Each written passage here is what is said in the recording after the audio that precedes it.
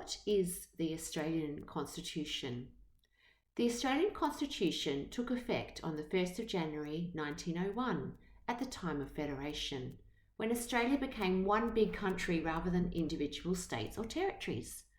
The Australian Constitution is the legal framework or the set of rules for how Australia is run. Australians voted for the Constitution in a series of referendums, and the Constitution can only be changed by a referendum. The Constitution says many important things, including what the makeup of Australian Parliament should be, how Parliament works, and what powers Parliament has. Talking more about powers, the Australian Constitution tells us how power is divided between federal and state parliaments. For example, only federal government can print money, but states can make laws on education and transport, and what powers federal and state parliaments share, such as tax, marriage, and postal services. Continuing with this theme of power, possibly one of the most important things the Constitution explains is the separation of powers. Why would Australia need to separate powers, and why would this be important? In the language of my 5-year-old, the separation of powers is relevant because it keeps the bad guys out. History shows us what happens when too much power is held by one person or one political party. Think of Hitler, Stalin, Mussolini, and all the bad guys of history who clearly held too much power and control over what goes on in their country. Separating power keeps checks and balances on Parliament. The MPs and senators we elect every 3 years or 6 years to represent us and pass our laws, the government's ministers, known as the executive, and the judges, and what happens in the courts. In Australia, the power is separated across 3 branches or arms. Parliament makes laws and amends the law, usually referred to as the legislature. Executive puts the law into action. The judiciary makes judgments about the law. Let's try to understand this a bit more by looking at a very simplified example, and let's make it about football. Say the size of an AFL football is specified in Australian legislation, and then a bunch of students have decided the AFL footy needs to be 2 centimetres longer. So these students have been lobbying their local federal member of Parliament to get the Australian legislation changed so that the AFL footballs will now be 2 centimetres longer in length.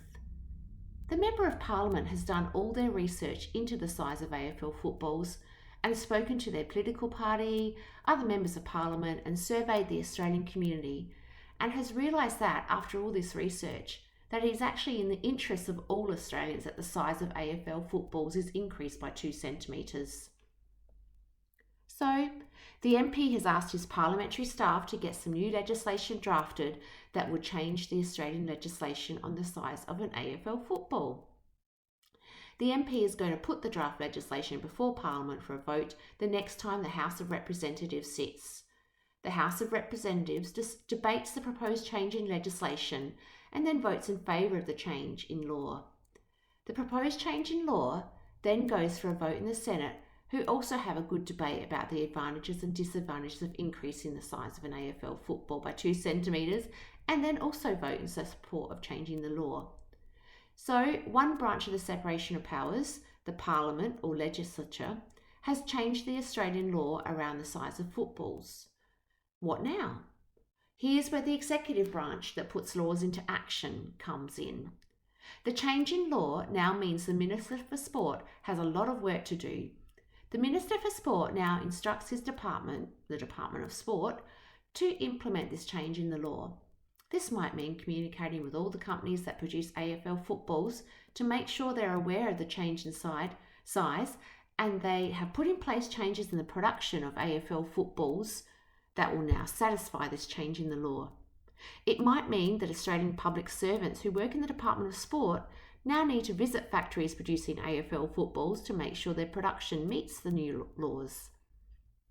The executive branch will be responsible for making sure this law is put into action.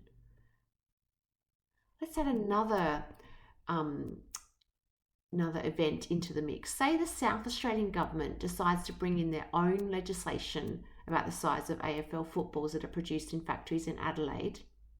The South Australian legislation says that the size of AFL footballs should be 3 centimetres shorter than the original size before the Australian law was even changed. So we know the Australian Constitution in section 109 provides us with what is called the inconsistency rule. This rule means that when a state law conflicts with a federal level law, the Australian level law is upheld. However, South Australia refuses to comply with the new Australian law, and because this is a conflict based in the Constitution, the case goes to the High Court to decide. Remember, one of the functions of the High Court is to decide on cases related to the Constitution. So, the case between the Government of South Australia and the Federal Minister for Sport goes before the High Court for a decision.